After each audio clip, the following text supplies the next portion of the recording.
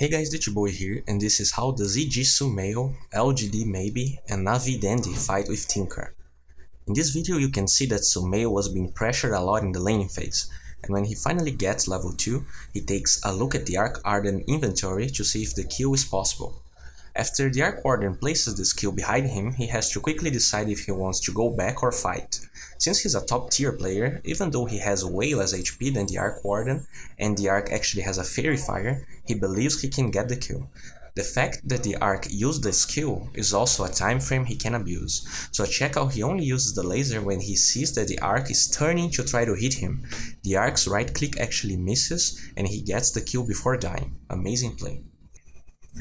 In this clip, the Pudge was waiting for a long time to gank the Arc Warden.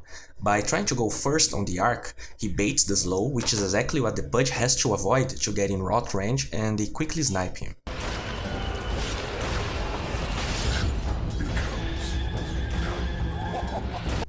One thing that is pretty common nowadays with the Tinker players, at least in the replays I observed, is that saving point is pretty common, sometimes 2 or even 3.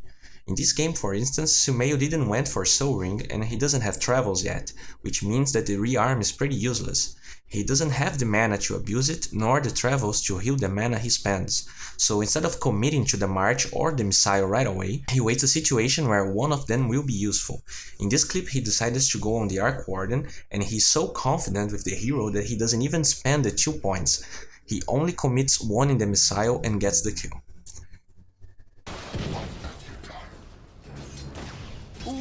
They never miss. Here he gets ganked, but enough time passes that his team is able to assist him, and check out he doesn't spend the points to help in the X kill. Since he's close enough to level 8 and sufficiently far away from travels, he spends the rest of his points in March, and as expected, as soon as he gets travel, he already has the level to get another point in rearm.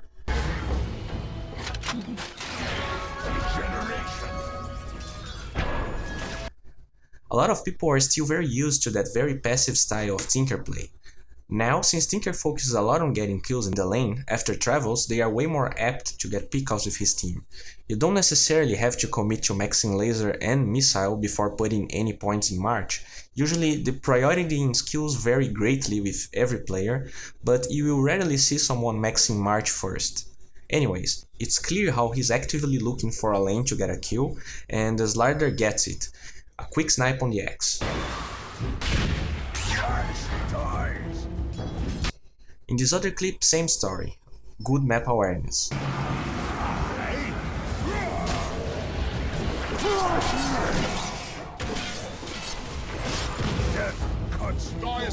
In this segment, check how he immediately blinks in the dire jungle. If the Ember is committing the TP even after the Arc Warden death, there is a huge chance someone is still around, and as he's about to blink, the Oracle shows up. Easy kill. Something a lot of players do is use March when they intend to rearm in that location. A lot of people try to focus only on the damage they are dealing with the laser and the missile, but by using March where you're standing, you disencourage enemies on going close to you. When you're using rearm, you're very susceptible to being targeted.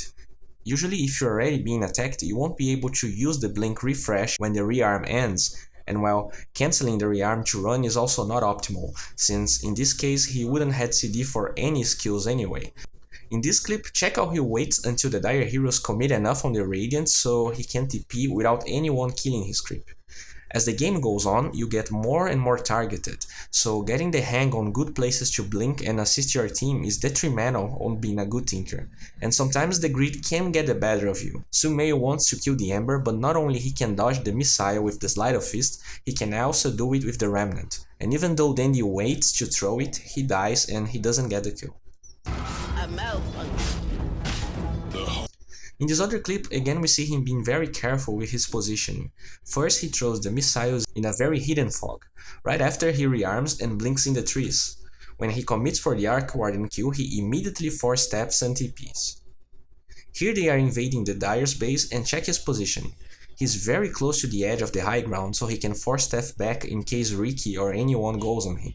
He also gets the Arc Warden kill, even though not optimally in my opinion. Force Staff is not an item Tinkers usually go for, but against a Riki is probably the best item possible. he will go for the Fusel Blade, so unless you're really far away, Force Staff is a better option to leave the smoke screen than the Ghost Scepter. In this game, Dendi died a lot in the early game, so he took his time to start showing up in fights. He focused on maxing March and the laser, and his first real relevant play is around the 18-minute mark. Void was pushing the tier 2 top while his team smoked. A lot of times people can get pretty emotional when they struggle with their mid hero, and even when possible fights happen, they refrain from showing up, and that's not good. There was no need to be afraid here. His whole team was smoked around the Void, and they even had Black Hole. The Tinker starts his comeback here.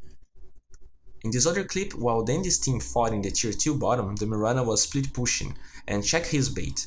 The Mirana doesn't have Ethereal Blade yet, so Dendi is confident that he can withstand everything she has to throw at him. So he goes on the tower and he doesn't use the blink to reposition. He takes the damage, and since the Mirana had already used her leap before to give the creep wave more attack speed, he knows he can get the kill. He just goes back enough to reset the blink cooldown, blinks closer to the Mirana, rearms and gets the kill with the X.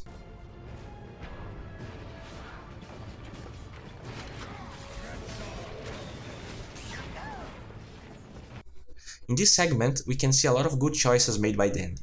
First, he waits a little bit to choose a creep that wouldn't die to the Rubik when he gets there.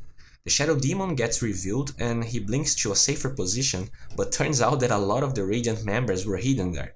But a good mech into Black Hole saves the day and they get the kill.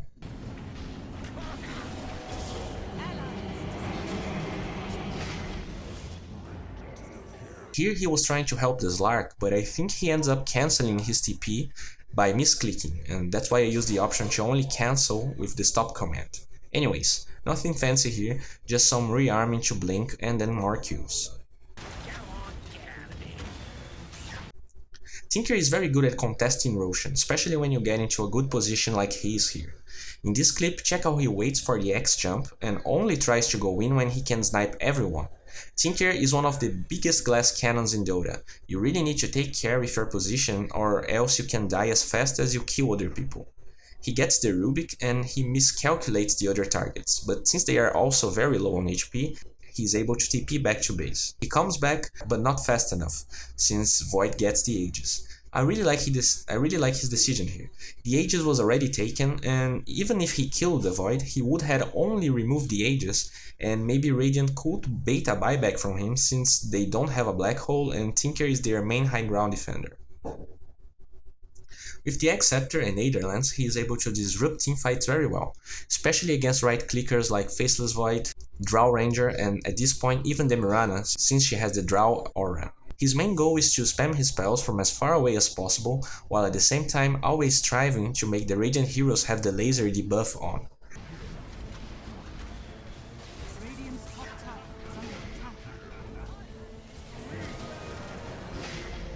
Check this other clip.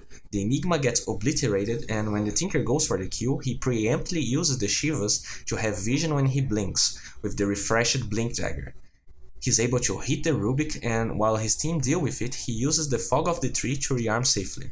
By being so far away, he dodges the Chronosphere, and the next blink is close to the fight but hidden through the medium camp trees. Very smart. He makes the best of all his spells, and when he sees the Mirana going for him, he retreats. The Mirana is also a mobile hero, so it's never a bad idea to blink twice before committing to the TP back to base. In this high ground defense, pay attention to how he only blinks aggressively when there are almost no targets alive. His only job is to be close enough to use the laser on one target and spam Missile and March as much as possible.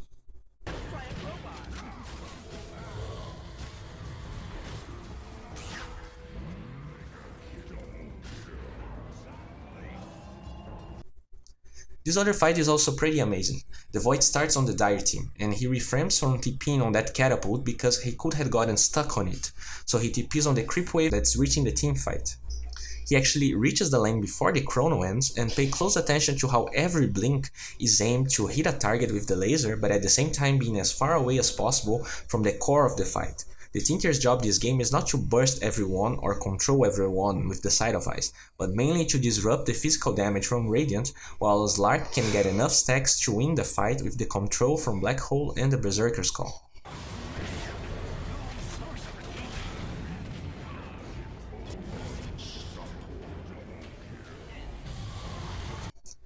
This is probably the last relevant fight from this comeback. He uses his bot's level 2 and look at where he blinks, a very hidden location in the middle of the trees.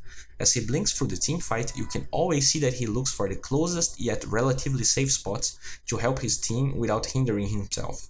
Very calculated and effective playstyle. Well, this wraps up for today, guys. If you enjoyed this video, please give it a thumbs up. If you also want to see maybe stinker analysis, please check the link in the description.